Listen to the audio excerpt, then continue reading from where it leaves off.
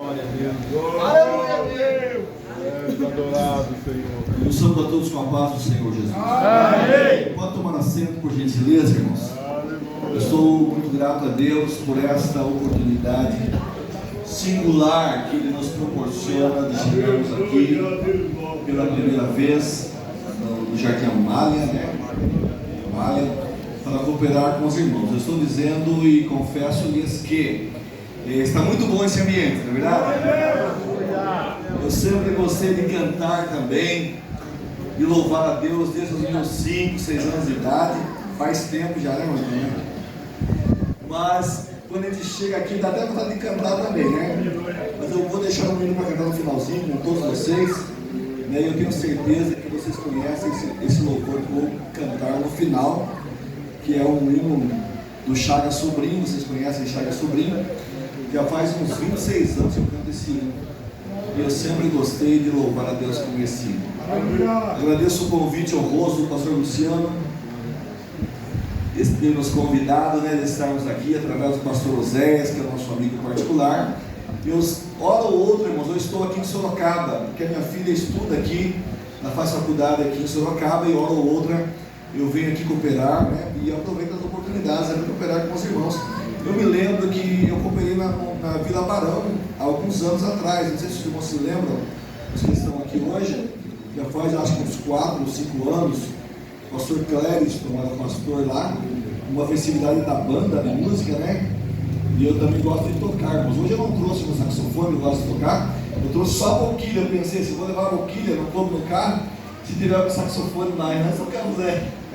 Mas uma outra oportunidade nós vamos louvar a Deus juntamente com os irmãos. Feliz conhecer os demais grupos aqui também, de São Paulo, das demais congregações. Pastor Paulo, prazer conhecê-lo, né?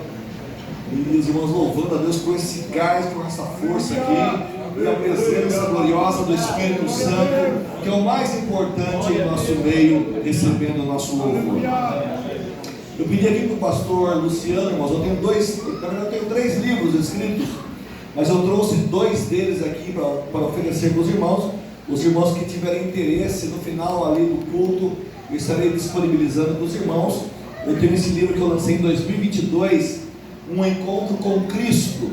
É um livro eminentemente evangelístico e missionário, que fala sobre o encontro com Jesus de diversas personagens do Novo Testamento, de diferentes classes sociais, de diferentes origens. Nós encontramos na Bíblia Sagrada muito conteúdo, né? Por exemplo, um encontro com Cristo debaixo de uma árvore. Quem se lembra quem se encontrou com Jesus debaixo de uma árvore? Quem foi? Natanael. Zaqueu, não é verdade? Zaqueu. E o que significa o nome Zaqueu? Vocês sabem? Não. Quem sabe levante a mão que vai ganhar um livro. Os pastores não valem, né? O professor deveria ter não vale, né, pastor Luciano? E pastor não vale também, os pastores estão no meio, né? E não vale consultar o Google também agora, né, irmãos? A palavra profética aqui, né? Então Zaqueu se encontra com Jesus debaixo de uma árvore. A Bíblia diz que Zaqueu era conhecido na cidade de Jericó como ladrão, como salteador, como corrupto, como avarento, como besta fera, como adúltero. Mas um dia Jesus chegou lá debaixo daquela árvore e falou: Zaqueu, puro, desce depressa, porque hoje me convém pousar na sua casa. Zaqueu significa puro, nunca mais se esqueça. Daquilo que ninguém o chamava na cidade, Jesus o chama e transforma a vida dele completamente. Eu falo nesse livro sobre o encontro com Cristo à beira de um poço, irmãos, que é justamente o tema de vocês aqui, né? João capítulo 4, um encontro com Jesus da mulher samaritana à beira do poço. Eu tenho um capítulo aqui falando sobre isso. Também um encontro com Cristo em uma estrada, que foi com Saulo de Tarso. Um encontro com Cristo próximo a um cemitério. Jesus se encontrou com alguém próximo a um cemitério? O que vocês acham? Sim, né, irmãos?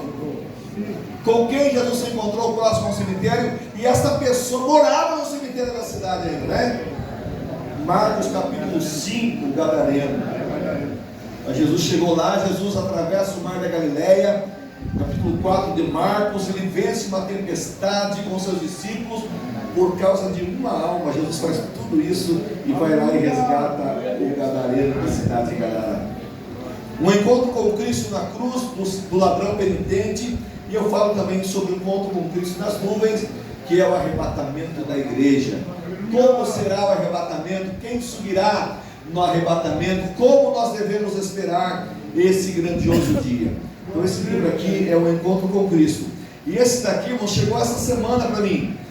Todo músico, todo levita, todo cantor, né?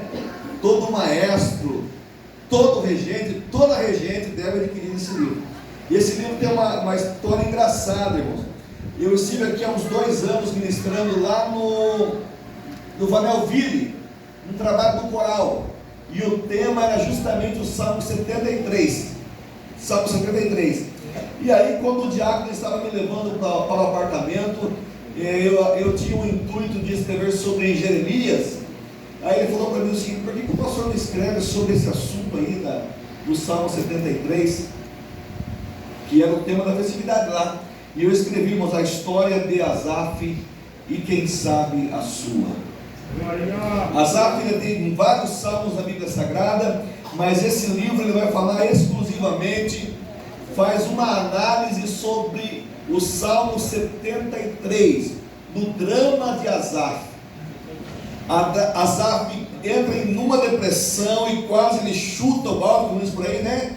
Quase ele desiste de tudo. Ele elogia a bondade de Deus, ele fala: verdadeiramente Deus é bom, mas quanto a mim os meus pés quase se desviaram. Asaf, meus amados irmãos, ele quase se desviou, mas não foi um desvio simples da presença de Deus. Ele quase apostatou da fé. Um regente em Israel, maestro, músico, cantor, compositor de salmos, amigo íntimo de Davi, amigo de Salomão, era um dos maiores responsáveis pelo louvor em Israel, em Jerusalém, mas ele diz que ele quase se desviou da presença de Deus. E aqui esse livro eu vou discorrer sobre, por exemplo, o primeiro capítulo diz assim: talento e posição privilegiada não significam estabilidade espiritual. Talento e posição privilegiada não significam estabilidade espiritual. E aqui há outros capítulos também. Os irmãos que quiserem adquirir esse livro, vai estar à disposição dos irmãos ali. Eu trouxe aqui uma doação para o pastor Luciano, né?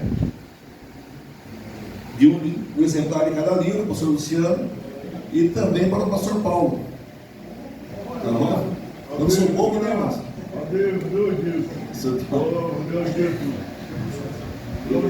Já fiz até uma dedicatória aqui, viu? Os irmãos que quiserem adquirir, né? Está à disposição. E quanto custa cada livro? R$40 cada livro. Tá? E pode fazer um Pix, pode pagar no cartão da igreja, depois o pastor me passa. Pode dar um prazo também, aí eu dou um prazo para os irmãos, depois os irmãos deixam aí o contato e a gente lembra os irmãos, daqui um mês mais ou menos. Tá bom, né, irmãos? Esse do Asaf, irmãos, eu tenho certeza que vai abençoar muita gente também. Eu tenho o primeiro livro escrito, mas esse livro já se esgotou, certo? Então não trouxe para disponibilizar aos irmãos. Eu quero que vocês abram as suas Bíblias, por gentileza, para uma meditação na palavra de Deus. E é interessante, irmãos, que muita coisa que eu já falei, que eu vou falar aqui, já foi falado aqui hoje. Então a gente só vai dar uma pincelada, né, uma revisada. E eu estou feliz, irmãos, porque na nossa região não tem muito hábito assim de grupo de varões, né?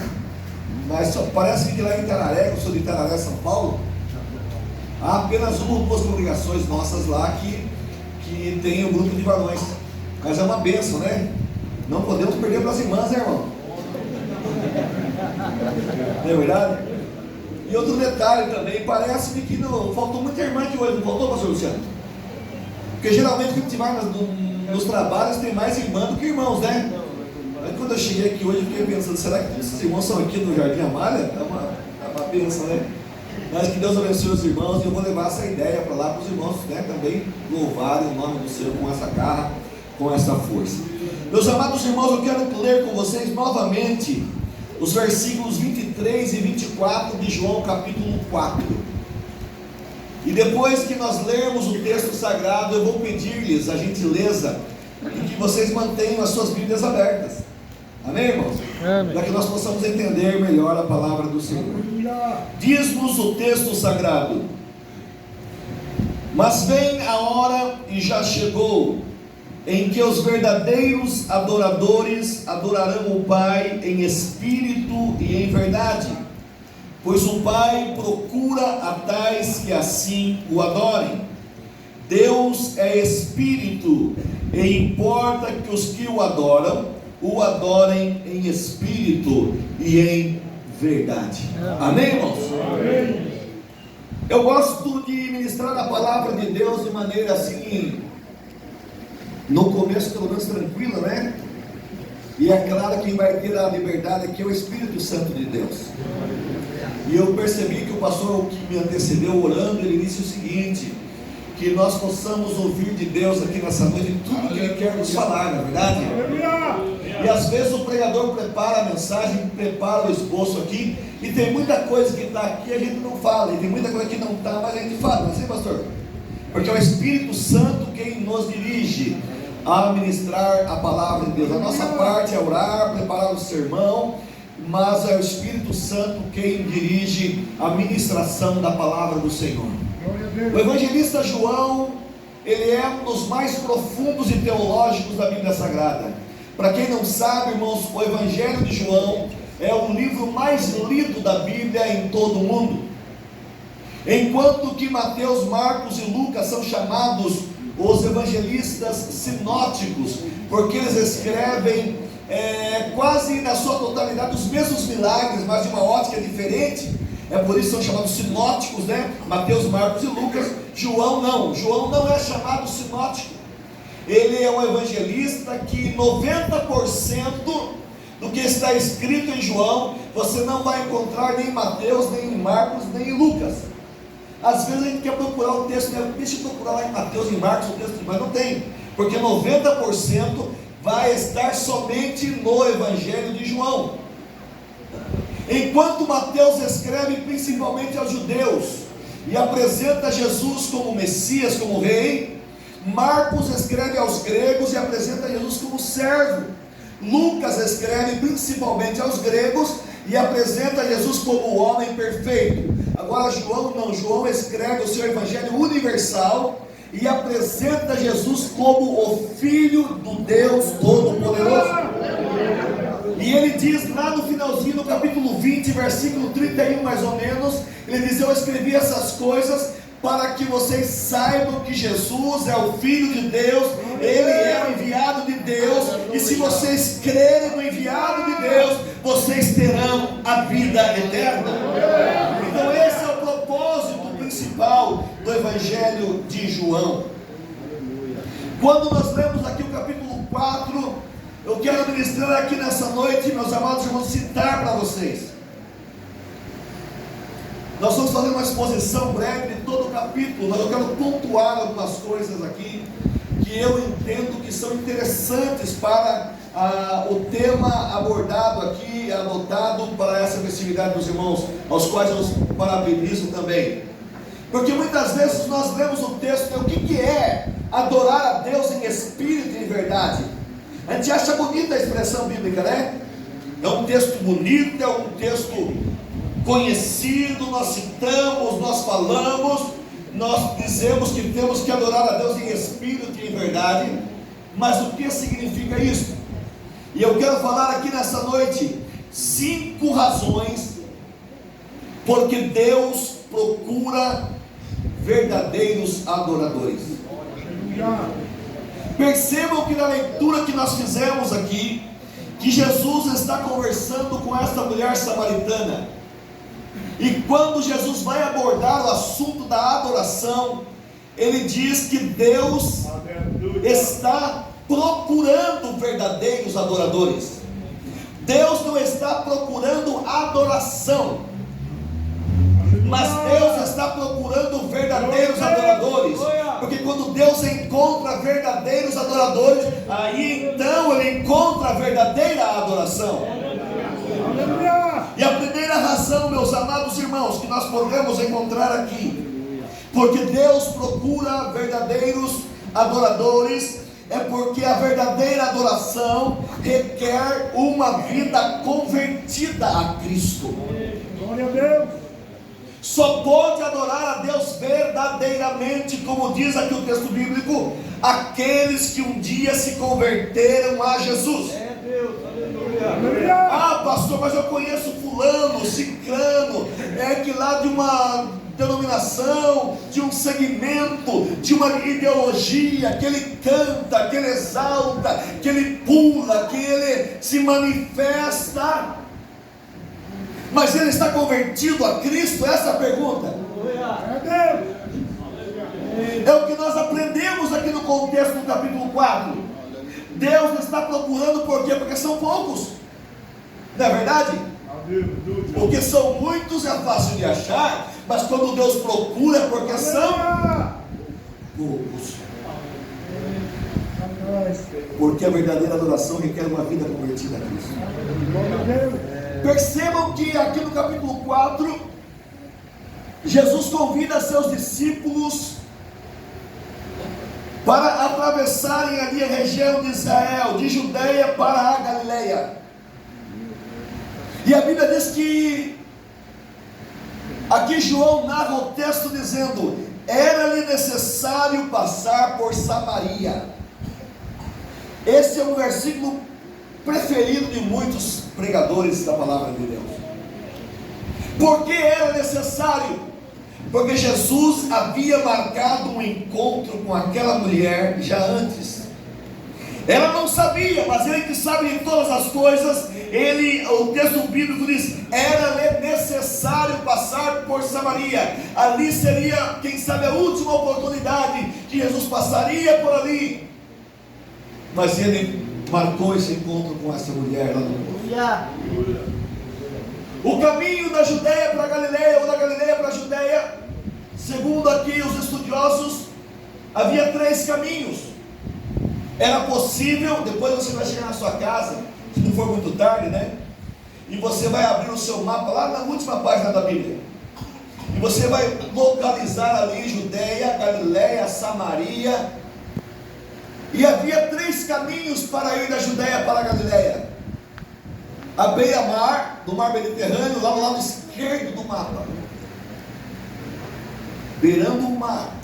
Havia o lado direito, que era pela região chamada Pérea, do lado direito do mapa. Mas havia um caminho central que passava por Samaria. Esse caminho de Samaria era pouco usado pelos judeus, porque vocês sabem, e vou comentar rapidamente daqui a pouco, mas esse caminho do centro economizava-se cerca de 25 quilômetros de caminhada. E Jesus se propõe a passar com seus discípulos pelo caminho central. E ele chega na cidade de Sicar. Ele se assenta à beira do poço. Era quase meio-dia. Aquela mulher vem sozinha lá para buscar água. E quando ela chega, Jesus pede para ela o quê? Mulher, dá-me de beber. Jesus estava cansado, diz a Bíblia. Aquela mulher samaritana logo identifica Jesus que era um judeu, porque a roupa era diferente, o proceder era diferente. Os judeus não costumavam passar por ali. E ela fala para Jesus o seguinte: como tu, sendo judeu, me pede de beber a mim, samaritana, água? Aí João narra dizendo: porque os judeus não se falavam com os samaritanos, nem os samaritanos falavam com os judeus. Esta briga, irmãos, era antiguíssima. Este ranço, essa inimizade, pelo menos aqueles que estudam a Bíblia Sagrada sabem que durava mais ou menos 700 anos, ou mais de 700 anos. Quando nós vamos para o Antigo Testamento, há a divisão das tribos do Reino do Sul e do Norte. Jerusalém fica sendo a capital do Reino do Sul, e lá havia o templo. Samaria foi a capital do reino do norte. E quando Jeroboão, que foi o rei lá do reino do norte, que ele disse o seguinte: agora estamos divididos. Reoboão de um lado da tribo do sul, que era o filho de Salomão, Jeroboão da tribo do norte, com as 10 tribos. E ele pensou o seguinte: se nós estamos divididos, nós temos que dar um jeito aqui para que o pessoal do reino do norte não vá para Jerusalém. O que ele fez? Colocou 2 bezerros lá, um em Dan e outro em Betel. Ele falou: agora é o seguinte, aqui vocês vão adorar a Deus aqui em Dan e em Betel, e não precisa ir para Jerusalém. Aqui já começa, meus amados irmãos, essa divisão de lugar de adoração, essa divisão de inimizade. O tempo passa, o Império Assírio vem conquistando todo mundo, e mais ou menos no ano 722, o que ele faz? Ele leva cativo o reino do norte, que eram as 10 tribos. E o que era o costume dos imperadores assírios fazerem? Eles pegavam o povo, levavam cativo e colocavam um monte de gente na terra, povoava a terra, gente lá de Sefarvaim, da Babilônia, de Cuta. Você encontra esse texto em 2 Reis capítulo 17. Então o que acontecia? O inimigo chegava, destruía tudo, levava cativo o povo da terra e deixava um monte de gente misturado lá. Esse povo misturado casavam-se com os judeus. Aí eles vinham com as suas crenças, com a sua espiritualidade, com o seu paganismo, com a sua idolatria. Aqui começa a se formar o povo samaritano. Mistura total, adoração de bezerro. E o tempo passa, e quando lá o reino do sul é levado cativo pela Babilônia agora, porque a Babilônia domina o mundo, todos sabem, sobre isso eu estou resumindo. O que acontece? Depois dos 70 anos do Império Babilônico ter deixado cativo a tribo do sul, o povo começa a voltar para Jerusalém, para construir o templo, para construir os muros. E quando eles chegam lá, com Neemias, com Esdras, com Zorobabel, chegam animados, né? Porque o templo havia sido totalmente destruído em 586. Agora eles chegam para construir o templo, os judeus. Os samaritanos se aproximam e dizem o seguinte: nós queremos ajudar vocês. O que os judeus falam? Não, de forma alguma. Nós não vamos nos misturar, porque nós adoramos somente o Deus verdadeiro, o Deus de Abraão, o Deus de Isaac, o Deus de Jacó. Vocês adoram o bezerro de Dan, adoram o bezerro de Betel, adoram nos montes, adoram debaixo das árvores, adoram nos vales. Todo lugar havia lá um altar construído a um Deus pagão. Então nós não vamos misturar com vocês. Aí começa a perseguição, vocês sabem muito bem, contra o povo de Deus. E isso vai perdurando, irmãos, até que esse dia. Por isso que a mulher fala para Jesus: tu não sabe que eu sou samaritano e tu és judeu? Só que eu acho mais interessante ainda, irmãos, é que Jesus, ele não tece nenhuma palavra a respeito dessa questão cultural, dessa questão de divisão, dessa questão de inimizade, porque ele estava com o propósito de salvar aquela mulher, transformar aquela mulher, para que a partir daquele momento ela também pudesse adorar a Deus em espírito.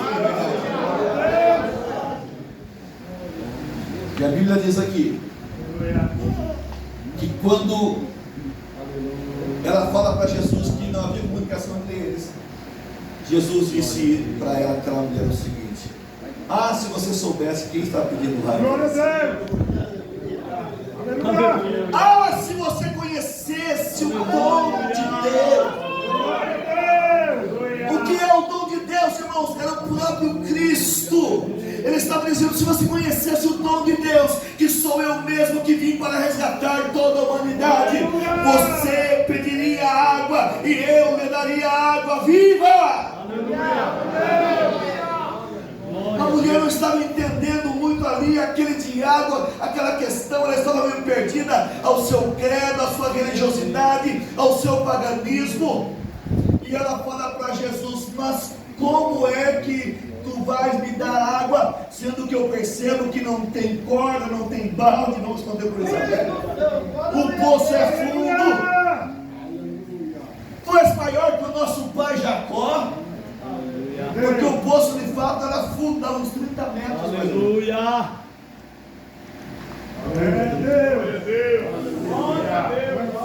Ela estava colocando objeção. Mas Jesus continua o diálogo dizendo para a mulher assim: todo aquele, mulher, que beber desta água desse poço, ele vai tornar a ter sede. Aleluia! Mas aquele que beber da água que eu lhe der,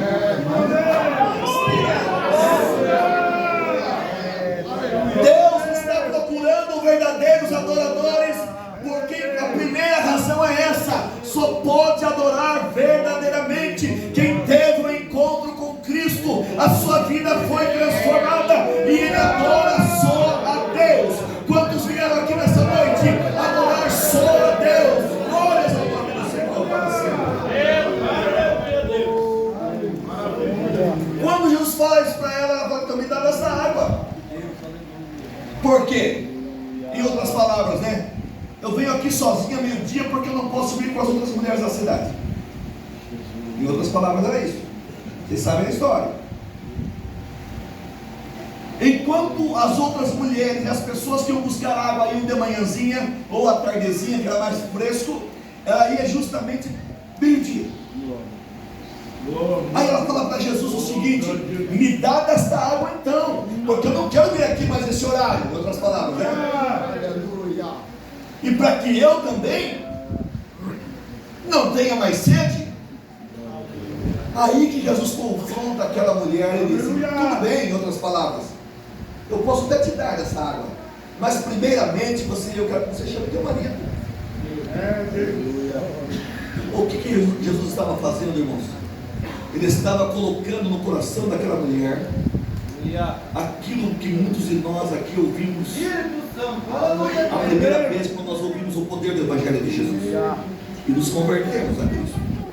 Jesus estava confrontando aquela mulher para ver se ela estava querendo de fato beber da água viva. Glória a Deus! Se ela queria de fato converter-se ao Evangelho de Jesus. Aleluia! E o que ela faz? Vamos fazer uma suposição que ela dissesse para Jesus, como muita gente faz, né? Ah, tá certo então, pode deixar que eu vou buscar meu marido. Pegasse o cântaro, que já estava cheio, e fosse embora e deixasse Jesus lá. Não há pessoas que fazem isso para Jesus? Né, pastor? Não quer ter compromisso com Jesus, né, pastor?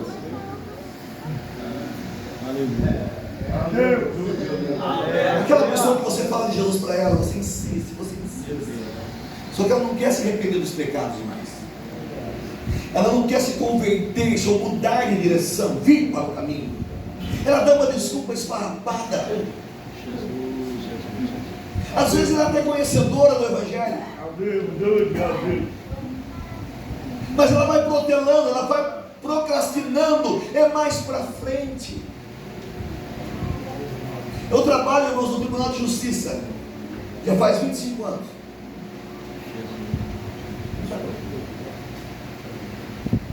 Eu vou contar uma experiência triste que eu tive com uma alta autoridade que era do Ministério Público. Ele conhecia o Evangelho, conhecia a história da igreja. Isso mais ou menos no ano de 2000. Eu dirigi uma igreja em Itararé, e ele até visitava a minha igreja lá que eu dirigia às vezes, com outro colega nosso. Discutia as cartas paulinas como ninguém, pastor. Mas um dia ele ficou enfermo e perdeu a esperança da vida. E a gente sempre falava do Evangelho, falava do Evangelho. Numa semana, mais ou menos no ano 2001, 2000, eu tive um sonho que ele ligava para mim e precisava falar comigo, mas não conseguia. Sabe quando você está ligando para alguém e a ligação fica ruim, ela começa a querer cair, a voz fica lá no fundo, a voz não está nítida. E no sonho era assim, e eu entendi, ele já estava muito doente. E ele morava ali próximo à igreja nossa. E aí num dia, uma quinta-feira à noite, eu me lembro muito bem, que acabou o culto, eu pensei, eu vou lá falar com ele. Ele morava no apartamento. Mas as pessoas que estavam com ele não me deixaram entrar. E daqui eu agendou de fora, queria falar com o doutor fulano, queria falar com ele urgente, é hoje que eu quero falar com ele. Os que estavam com ele lá não me deixaram subir. No domingo de manhã, na escola dominical, nós estávamos na escola dominical, e chegou a triste notícia que eu tinha pulado lá no terceiro ou quarto andar do prédio. Às vezes, irmãos, quem sabe essa palavra para alguém aqui nessa noite, que Deus está te chamando para provar na água da vida, ou você até já fez parte aqui desse trabalho, dessa igreja, ou de uma outra congregação cristã verdadeiramente, que prega o Evangelho de Jesus. Você já cantou, você já adorou, você já cantou, você já pregou, você já ministrou, mas está afastado um pouquinho do Evangelho, e o Senhor está te dando oportunidade, está te dando oportunidade, está te dando oportunidade. Você está deixando mais para frente, é mais para frente, eu vou esperar mais um pouco. Esta é a noite que o Senhor marcou para que você volte novamente a provar da água da vida. Escapa-te por tua vida nessa noite.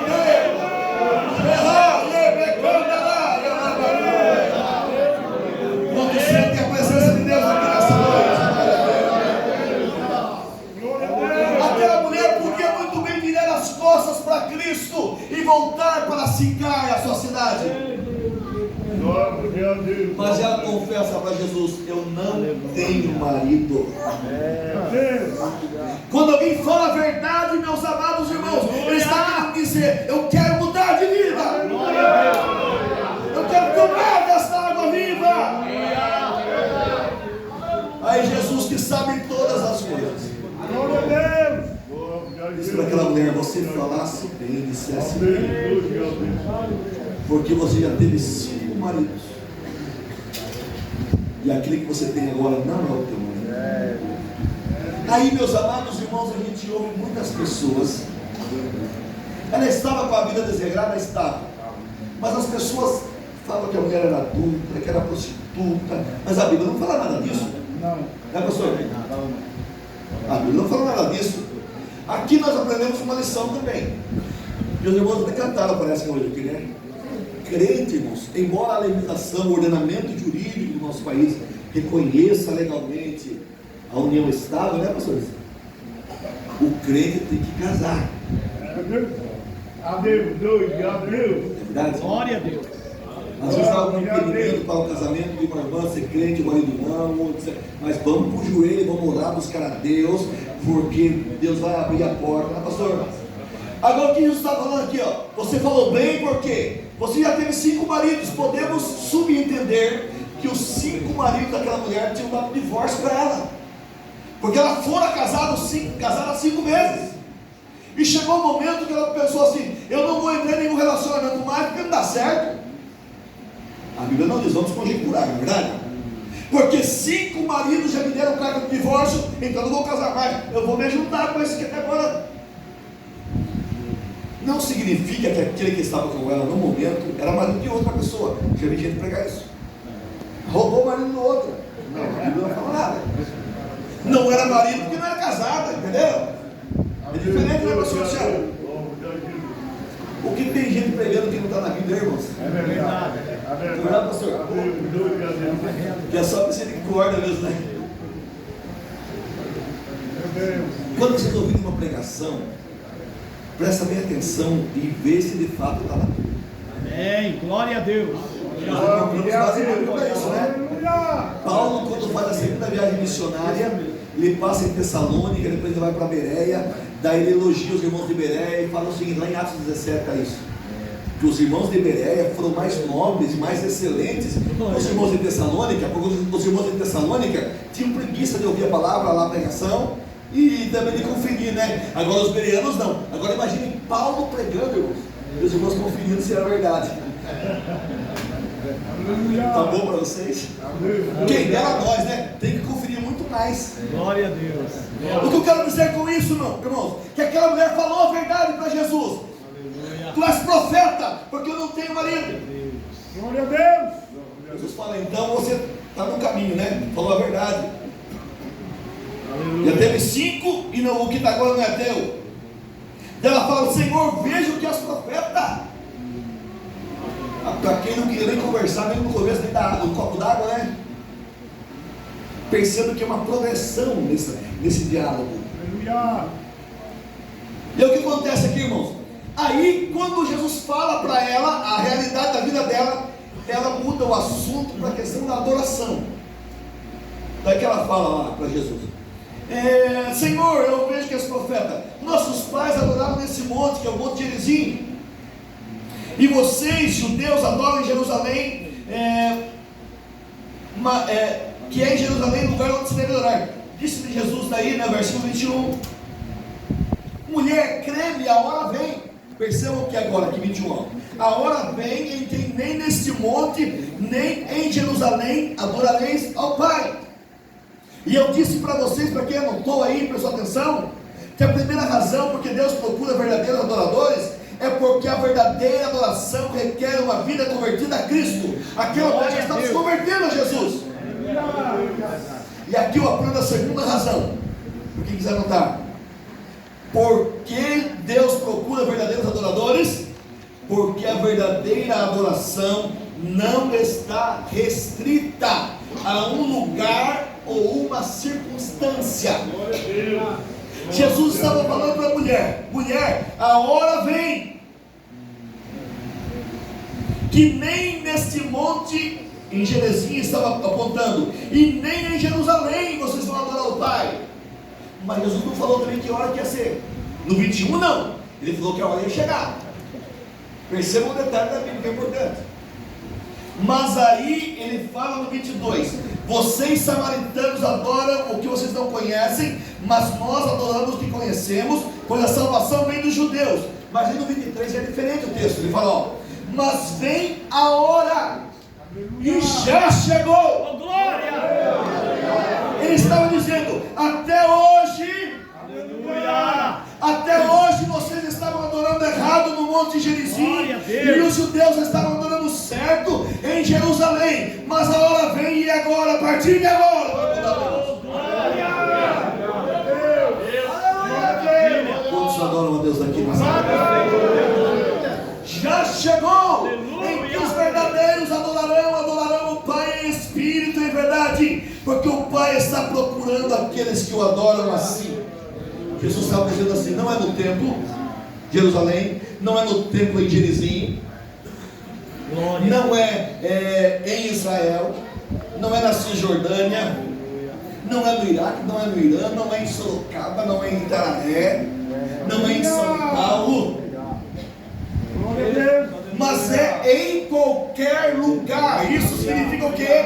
A adoração em espírito pode ser realizada em qualquer lugar. Aleluia! Jesus estava ensinando aquela mulher aqui, nos ensina também, Glória a Deus. que não precisava ter uma representação material do lugar da adoração. Aqui também é uma apologia à idolatria, contra a idolatria, a defesa da fé que nós professamos e o nosso ritual de culto. Nós não precisamos de um objeto para adorarmos e chegarmos a Deus. É isto que Jesus estava dizendo aqui. Deus é Espírito, e importa que aqueles que o adorem em Espírito e em verdade. Dentro do seu próprio Espírito, você adora o Espírito de Deus. A verdadeira adoração não está restrita a um lugar nem circunstância. Agora, quando eu meditei nessa palavra, irmãos, eu comecei a entender o seguinte: percebam que há pessoas também no nosso dia a dia, né, que só gosta de, abre aspas, adorar, fecha aspas, na igreja. Não é verdade? E ai do pastor se não der oportunidade.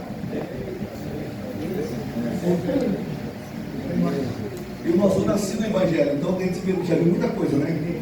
Já passei por 50 anos. Não parece, né? Para você. A gente vê tanta coisa. Já fui líder de jovens, regente de jovens, vários departamentos, dirigente de avaliação. Tem gente que só gosta de adorar e cantar na igreja. Aleluia. Tem gente que se tirar ele. Agora o pastor que orou aqui, o Senhor, fala conosco aqui. Ai do regente, ai da irmã da regente do Ciclo de Oração, se mudar quem vai solar o hino. É desse jeito. Arrumou para a cabeça. Bom, já que a irmã já vai me tirar do solo, o irmão vai me tirar do solo, porque os irmãos também não. Então para mim acabou o grupo de lá. Tirou da regência. Irmãos, eu dou aula na escola dominical faz mais de 30 anos. Já fui superintendente mais de 10 anos, 15 anos. Tem gente que só vai ir na escola dominical também quando ele está na liderança. É verdade, pastor? Ou quando vai dar aula. Tudo igual, todo lugar, né, irmãos? Deus está falando aqui, amém, irmãos? Amém. Glória a Deus. Quando ele está na diretoria da escola dominical, ele quer que todo mundo venha. Até quem trabalha. Aí quando ele não está mais, vou descansar agora, vou lavar. É o único dia que eu tenho que descansar. Todo lugar é a mesma desculpa, irmão. É o único dia que eu tenho que descansar. Trabalho a semana inteira. É o dia de lavar roupa, passar roupa. Que eu vou ajudar a mulher a fazer faxina na casa. É o dia que eu tenho para ir para o meu rancho. Pescar um pouquinho, tem que ter um entretenimento também. Estou ironizando, né?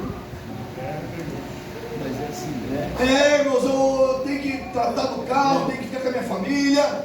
Mas Deus está te dando saúde, está te dando emprego, está te dando força. Traga seus filhos para a escola dominical. Eu tenho duas filhas, uma de 24 anos e uma de 12 anos. A mais nova, pastor, foi apresentada na escola dominical. Eu e minha esposa fizemos questão, pastor Luciano, vamos apresentar ela na escola dominical. Porque todo mundo quer apresentar dentro de ceia, né? A igreja está cheia, no congresso não é errado, só estou fazendo uma comparação. Mas eu fiz questão, irmãos, eu quero apresentar a Valentina na escola dominical. E pensa em mim, que falta de escola dominical. Eu acho que ela foi a única de Itarael, quem sabe do estado de São Paulo inteiro, né, que foi apresentada na escola dominical. E eles não vieram comigo hoje, porque nós chegamos tarde lá de um passeio que eles fizeram lá. Mas o que eu quero dizer com isso, irmãos? Que Jesus estava ensinando aquela mulher e para nós também, que você pode adorar em qualquer lugar que você estiver. Não é verdade? No teu carro, não acontece, às vezes você está estudando hino lá, e a presença de Deus entra lá, você começa a achar que a língua estranha. Aleluia. Ô glória! Lavando roupa, lavando louça, fazendo uma caminhada. Eu gosto de fazer caminhada ouvindo pregação, ouvindo louvor, e você sente de repente o Espírito Santo te tomar. As lágrimas descem na face, é a presença de Deus, e você está adorando ao Pai em espírito e em verdade. Deus aqui ô glória! Jesus estava falando o seguinte: não importa o lugar que você estiver, a circunstância que você estiver. O irmão falou de Davi aqui hoje. Davi é o maior exemplo disso, irmãos. Adorava no campo, adorava na caverna, adorava no trono, adorava quando estava perseguido dos seus inimigos. Uma vez ele se fez de bobo, de tonto, babava. Está na Bíblia tudo isso, meu irmão. Esse confere lá, é, pastor? Ele teve que fugir lá numa cidade dos filisteus, e aí ele estava lá descobrindo que era Davi, não é esse Davi que é o guerreiro lá, o general lá de Saul. Ele pensou assim: hoje vai cair minha casa aqui, em outras palavras. Ele se fez de tonto, que deixou escorrer saliva pela barba, assim, ó, começava a se espichar nas portas. Está na Bíblia, você interessa da Bíblia, é poderosa, né? Daí o rei lá falou para Asquiaques, o nome do rei, falou o seguinte: que Davi, vocês estão, não é Davi nenhum isso aí, já não tem tantos doidos, tanto louco aqui no reino aqui, para trazer mais um aí, tira essa coisa aqui. E Davi se livrou daquilo lá. Aí ele compôs o Salmo 34. Eu louvarei a Deus em todas as circunstâncias. No campo, no vale, na perseguição, na posição. Eu vou louvar ao meu Senhor, porque é Ele quem me dá livramento. Quantos louvam a Deus pelos livramentos aqui, levanta a sua mão. Ele está nesse lugar, recebendo a nossa adoração.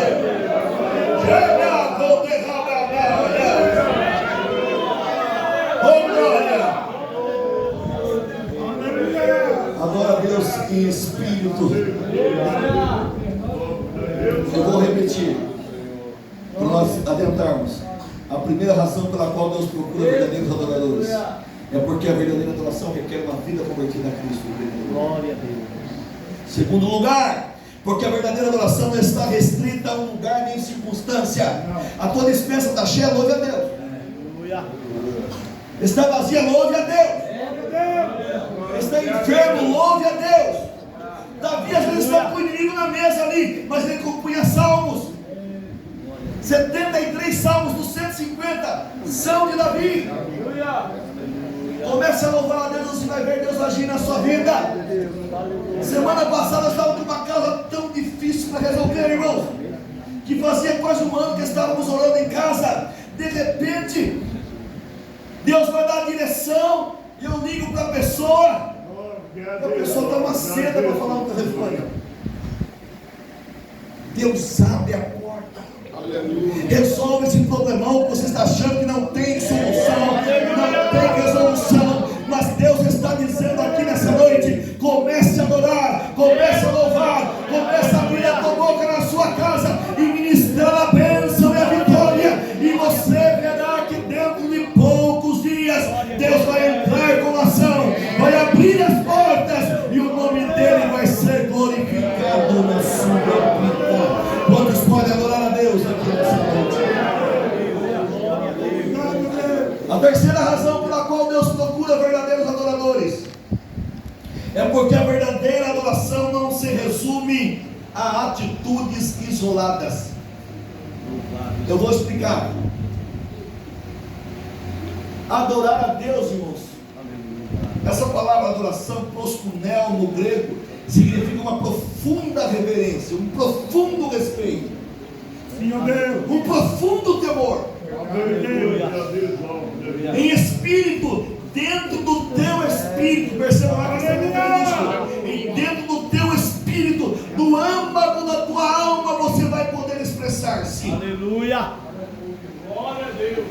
Mas não é o ato isolado de levantar a mão, de pular, de correr no templo, de chorar. Não é um ato isolado. Então levantar as mãos pode ser adoração, pode ser como efeito da adoração que já vem lá de dentro. Aleluia. Aleluia. Eu percebi aqui nessa noite os irmãos cantando com aquela força, com aquela vontade, lá do âmago da alma mesmo, os irmãos aqui. Aleluia. Essa é a verdadeira adoração. Foi manifestada através do louvor. Pode ser manifestada através de lágrimas, pode ser manifestada no levantar de mãos, no aplauso, se vier dentro da alma, dentro do espírito. Isso é adorar em espírito. Mas às vezes também ela é expressada por atitudes em silêncio. Aleluia. Um capítulo desse livro aqui, irmãos, eu falo sobre isso, no encontro com Cristo, Aleluia. da mulher pecadora, porque ela sabe que Jesus estava na casa de Simão numa refeição, e ela solta seus cabelos, algo que era inadmissível, escandaloso na cidade. Ela pega um vaso de alabastro, que era um gesso finíssimo, ela coloca o azeite, um unguento mais precioso ainda, e ela irrompe pelas ruas da cidade e vai até onde Jesus estava. Ela se propôs: hoje eu encontro Jesus. Glória a Deus. Aleluia. Ela chega na casa de Simão, que era uma autoridade na cidade, estava lá fazendo uma média, né, porque Jesus estava ficando famoso. Eu vou levar esse rabi lá na minha casa, lá, porque para dar um status para mim, né? Porque assim também faz, né? É Deus. Só que essa é a menina famosa, né, pastor? E você fica só observando, né? Quanta falta de sabedoria. O que acontece? Ela chega lá, ela vai até onde Jesus estava. Jesus estava inclinado na mesa dele, assim, não estava numa cadeira igual assim, estava inclinado na mesa. Ela vem por trás de Jesus. Jesus nem olha para ela. Aleluia. Mas ela se prostra aos pés de Jesus. Aleluia. Ela começa a derramar a sua lágrima lá da sua alma, do seu espírito. Aleluia. E começa a lavar os pés de Cristo. Começa a enxugar com os seus cabelos. Começa a beijar os pés de Jesus. Porque a adoração tem uma definição que é beijar a mão. Aleluia. Se você for no Aurélio, vai virar adorar, beijar a mão. Mas ela começa a beijar os pés de Jesus. Glória a Deus. E depois que ela beija os pés de Jesus, ela unge com aquele azeite, unguento preciosíssimo e caríssimo. É Deus. O anfitrião, que era Simão, pensou consigo mesmo: se esse Jesus fosse profeta, de verdade, ele saberia que essa mulher é uma pecadora. Meu Deus. Ele está aqui trazendo escândalo. Aí Jesus conta uma parábola que eu não vou contar para vocês, depois vocês vejam em Lucas 7, que não vai dar tempo. Aleluia. Mas no final da história, Jesus elogia aquela mulher. Ele Aleluia. fala para Simão: Simão, eu entrei na sua casa, você não me deu ósculo santo, não me deu nem um beijo. Você me convidou. Agora essa mulher chegou aqui e não parou de me beijar nos pés. Aleluia. Você não deu água para os meus pés, mas essa mulher tem lavado os meus pés com as suas lágrimas. Você não ungiu a minha cabeça nem com óleo de oliva simples, mas essa mulher tem ungido os meus pés com um nardo preciosíssimo. Sabe, Simão, os pecados dessa mulher, ela é pecadora na verdade, mas a partir de agora os pecados dela estão perdoados. Aí que Jesus se vira para a mulher e fala: vai em paz, a tua fé te salvou. Há mais ou menos 2000 anos aconteceu isso. Eu estou relembrando com vocês a história dela que está na Bíblia. Glória a Deus. É uma das maiores adoradoras da Bíblia. 16 versos tratam da história dela e ela não diz uma palavra. Aleluia. Aleluia. Glória a Mas Deus. o que a mulher falou? Você vai procurar depois em Lucas capítulo 7. Não falou uma palavra, mas ela adorou com as suas atitudes. Porque a adoração em espírito vem lá da alma, em verdade. Ela falou: não, hoje eu saio daqui com a salvação na minha vida. Não é atitude isolada, mas uma atitude tem que expressar o que vem de dentro. Eu estava olhando o pastor Paulo aqui cantar. Eu sempre gostei de cantar em voz da verdade também, né? Voz da verdade sim, né? Nós tínhamos um grupo lá em Cararé, mas só cantava voz da verdade uma época. Antes de proibir, né? Depois eu estava proibido também, falando. Tem pessoas que é o seguinte, que quer chapéu de ouro, né, pastor? Se você canta lá, e Deus abençoa, por que você está cantando aí? Está querendo se exibir. Se você não canta, você não canta, tem tanto talento. Se você faz, sempre vai ter os críticos, irmão. Mas nós cantava só voz da verdade lá. Porque falava de Jesus, falava de Deus e falava do Espírito Santo. Não é verdade, pastor? Porque quando você for ver, ler, escutar uma mensagem, uma pregação, um estudo, vá conferir na Bíblia. Porque cá entre nós, irmãos, às vezes, até na lição da escola dominical tem alguns errinhos, né, pastor? Então você tem que estudar bem lá, para não falar para os seus alunos também lá aqui, né? Mas eu estava dizendo o seguinte: o pastor aqui cantando, e você percebe, irmãos, que o cantar é diferente, não percebe? O nosso irmão, acho que da Vila Barão, que estava aqui, né? Esse irmão veio falar aqui. Por ele, irmãos, nós vamos cantar aqui até meia-noite. E não dá vontade, né, pastor?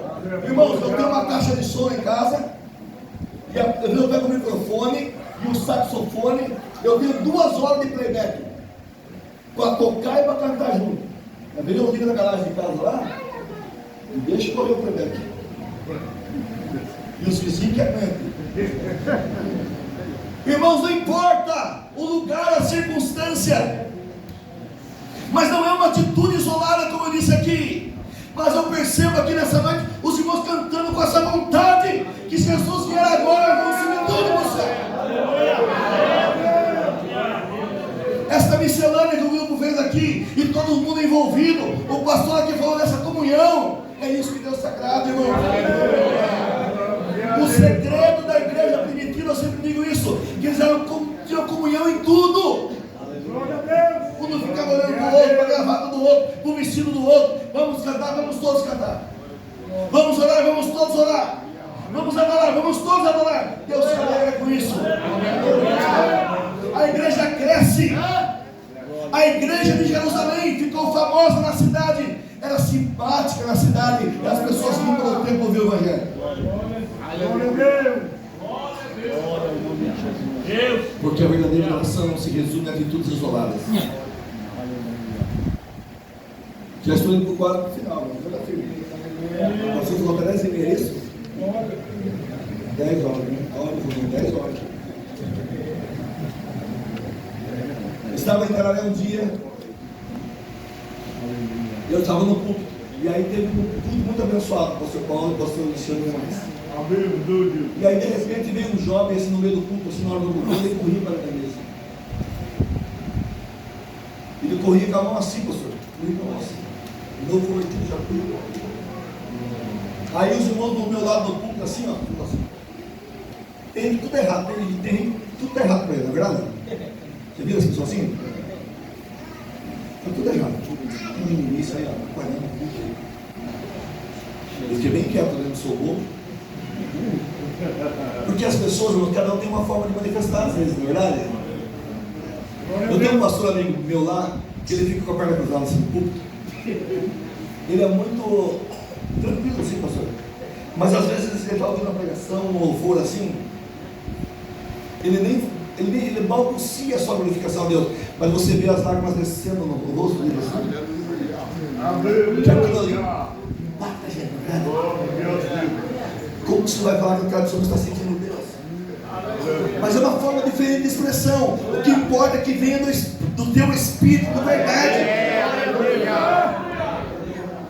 E aquele moço corria, os irmãos do culto criticando ali, falando para mim, ai, quando eu cheguei em casa,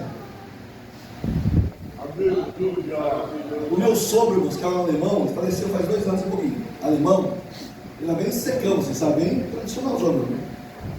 Ele falou para mim assim, Agenor, o seguinte, sabe aquele rapaz que estava correndo lá na igreja? E onde ele passava assim, agora Deus ia manifestando. Quando é de Deus, irmão, é verdade. O Espírito Santo comunica nesse coração, no seu coração, no seu coração. Indica nos nossos corações, não precisa forçar barra, nada. Ele falou para mim assim, aquele moço, à medida que ele corria com a mão daquele jeito, levantada, eu vi uma bola de fogo na mão dele. Ele corria e fazia assim. Aleluia. Materialmente, os irmãos do público não estavam realizando nada, né? Mas o meu sogro viu lá, tinha uma bola de fogo na mão dele, e onde ele passava incendiando a igreja. Uma expressão de verdade através do Espírito Santo de Deus que está habitando dentro do nosso espírito. Relação espírito é isso. Não uma atitude isolada, mas como efeito sim. Quarta razão, porque Jesus, o Senhor Deus, procura verdadeiros adoradores. Eu ia pregar só meia hora, mas posso voltar até as 10. Posso continuar mais 10 minutos, irmão? Amém. Porque a verdadeira adoração sempre produzirá bons frutos. Primeira razão, requer uma vida convertida a Cristo. Segunda razão que Deus procura, porque não está restrito a um lugar nem circunstância. Terceira razão, não se resume a atitudes isoladas. Quarta razão, porque sempre produzirá bons frutos. Aquela mulher encontrou-se com Jesus ali, que ela fez? Ela deixou o cântaro e foi na cidade. A cidade, que ela tinha vergonha da cidade. Ela tinha vergonha porque vinha meio dia no poço, não vinha? Ela foi lá e começou a pregar na cidade inteira, ganhando alma para Jesus. Achei um que contou tudo a minha vida.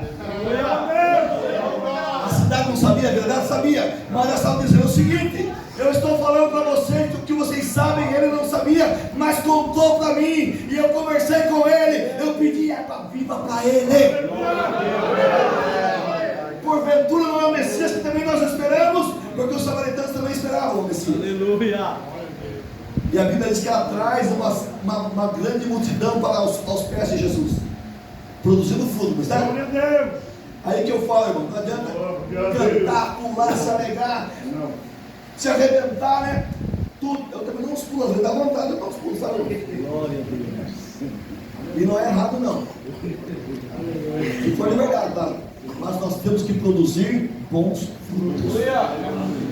Amanhã, hoje é o sábado, tem muita cooperação, mas amanhã, vocês aqui da Vila Malha vai trazer mais gente para ouvir o Evangelho. Glória a Deus. Aleluia. Vou produzir fruto, não é, pastor?